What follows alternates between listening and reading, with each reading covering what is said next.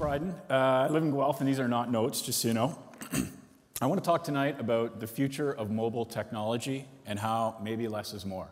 And really, I want to talk about or share an experiment. This is an experiment in connecting with people, in being a better person, and really, I want to share how I learned to love again, because I'm all about the love. So I had a falling out about 2 years ago with my smartphone. It was mean to me, it interrupted me, it demanded things of me, and it spent my money like a trophy bride, and ultimately it had to go. So I ditched my smartphone altogether. I actually posted it on Kijiji along with its 3-year data plan, and I had a dozen offers the next day to take it. I actually had one guy who offered to just take the contract and I could keep the phone, so I have no idea what that's about. This is my broken-ass classic phone. So some background. I think that more data equals richer experiences. So some examples. If a mixtape has 10 bits, then a live concert has 10 million bits. A nasty email from a coworker versus a good punch in the face. An emoticon versus a smile. The overwhelming amount of data in a smile versus an emoticon or a text message is insane. That's Henry, by the way. So here's a test. You know that time when you're walking down the hallway and you end up in a conversation with a coworker, it starts to get a little bit heated and starts to go sideways, and then you're like, hold on, let's switch over to text messaging so that we can work our way through this. It never happens. Our brains are rubber, not plastic. Our brains are muscles. What are you training your muscles for every day? The glow of a screen or the light of a smile? Don't take this 10 million bit awesome world and experience it through this simplified 10-bit interface. Pause. So attention. If you've taken the time and energy to get out of your jammies and come down to a coffee shop or have a pint with me, you deserve my attention. That guy sitting on his couch doesn't deserve my attention. So being present is a big part of that. There's actually research nowadays talking about how our ability to connect with other humans is tied directly to our physical health. So the more you can connect with other humans, the healthier you are, and vice versa.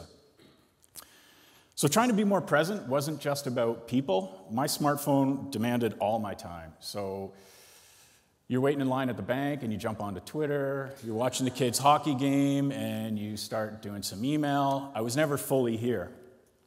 I think the really complicated problems in our lives demand some space and time to solve as much as they demand data and analytics and information. How many times have you actually practiced just staring at a wall? I think through this experiment, part of it's enabled me to regrow my attention span. And so I think in the past 2 years, I've read more books than the previous 10 years. That daily practice of being more present, trying to go deeper on tasks, allows you to focus a lot more. So curiosity, it's not all about the facts. This one's a tough one. Wait for it. This one's a tough one because somebody's always at the table who's got a computer in their pocket, who pulls it out every time you're wondering how many goals Gretzky scored in '88. It's okay. Take a deep breath. I don't know, at some point we outlawed curiosity. It's okay to just stop and think about it. Most of the time we're arguing just to argue anyway. By the way, you got 54 and 88. I don't know if anybody figured that out in the meantime, but okay, this one's a fun one. Upgrades. I have zero upgrade stress. So I have no idea if iPhone's released 4, 5, or 20S. I'm not stuck in a contract waiting to get out so that I can get the Nexus thingamajigger that's coming out. Seriously, for some people alone, this frees up a couple hours a day.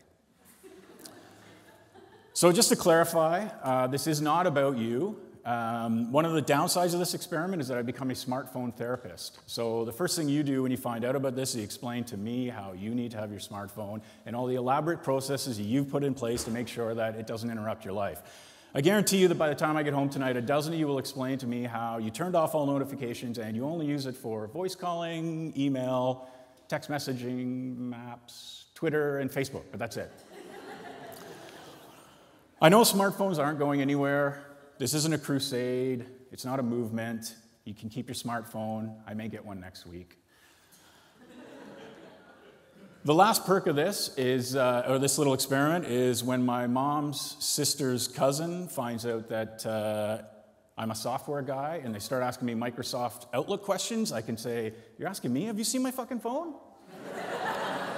Thanks. Enjoy the rest of the talks.